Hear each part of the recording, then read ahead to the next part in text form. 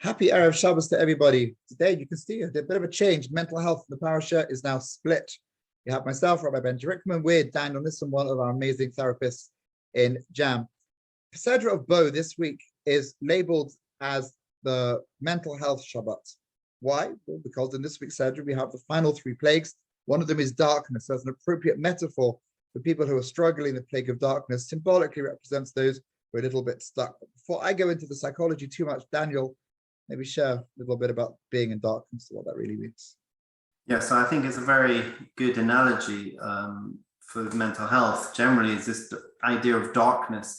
Literally, people tell me about literally feeling like they're in darkness, like there's a dark cloud hanging over the head, like they're almost seeing the world in black and white. It's not always such intensely, they don't always feel it intensely like that, but it definitely does darken both themselves and the world around them. And if we look at the Torah text and take it out of its literal context, that plague of darkness, that people couldn't move, they couldn't do anything, that sense of being gripped by the inability to act is something that is actually experienced. So on a physical sense, the commentators look at darkness each in their own particular way. Maybe in an abstract sort of mental health perspective, the Egyptians were so broken by what had happened to their society and their civilization that on some level they had a breakdown and they weren't able to function, which I'm sure you've seen that in many of your clients.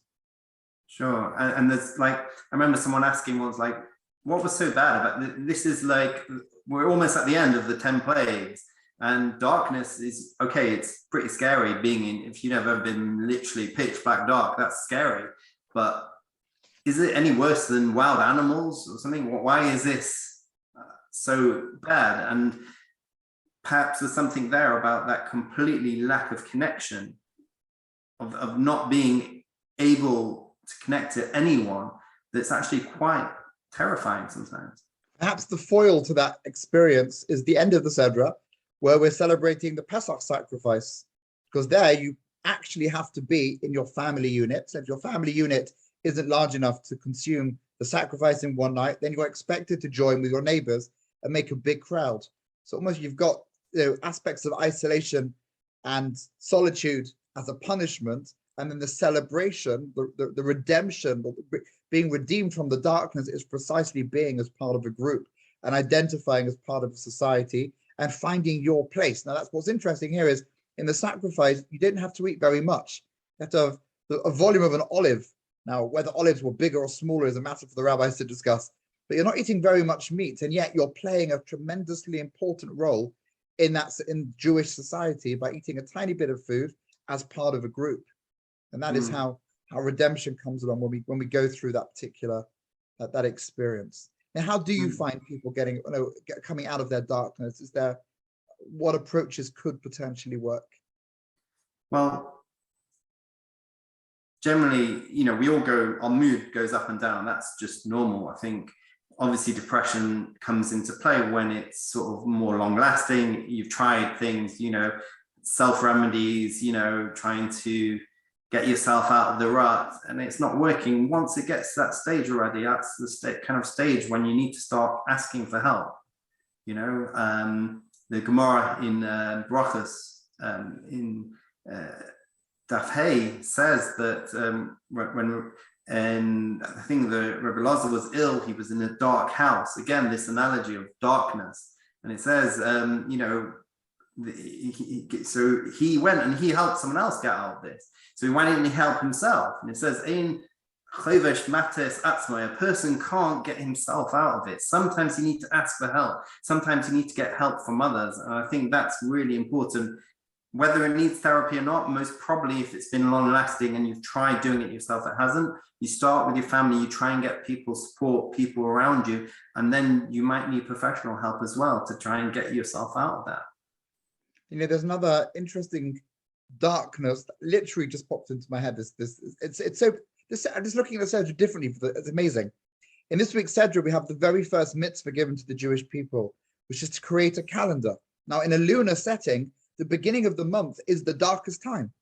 The moon is almost invisible in the sky, and here you've got it's a brand new month, a new month with potential, with opportunity perhaps, but it starts off in the dark time, and then that brightness develops gradually through the month. So again, it's another foil to this plague of darkness, that when you are in that situation, maybe from that darkness, you have the potential to regrow, to rebirth, and to start again, and to reimagine yourself from a very small, diminutive state of mind where you feel that the whole world is crushing you and you can't do anything.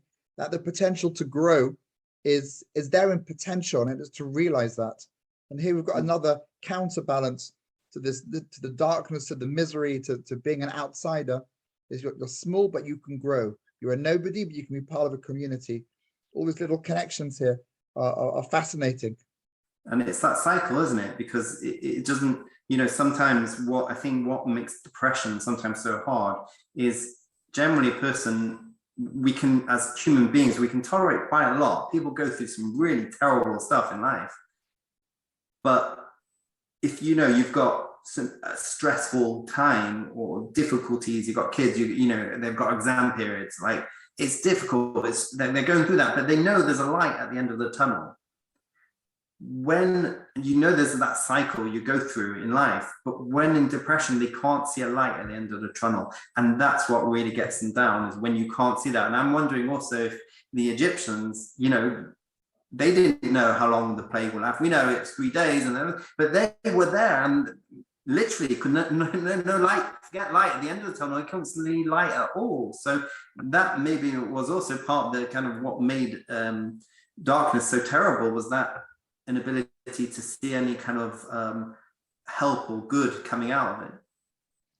Amazing. If there's one more parallel that maybe is interesting people to think about, is the inability to express themselves and their feelings. They couldn't hear Moshe's message of redemption, of salvation. They were so closed in themselves. They were so broken in spirit that they couldn't hear anything. They didn't talk. They couldn't call out to God.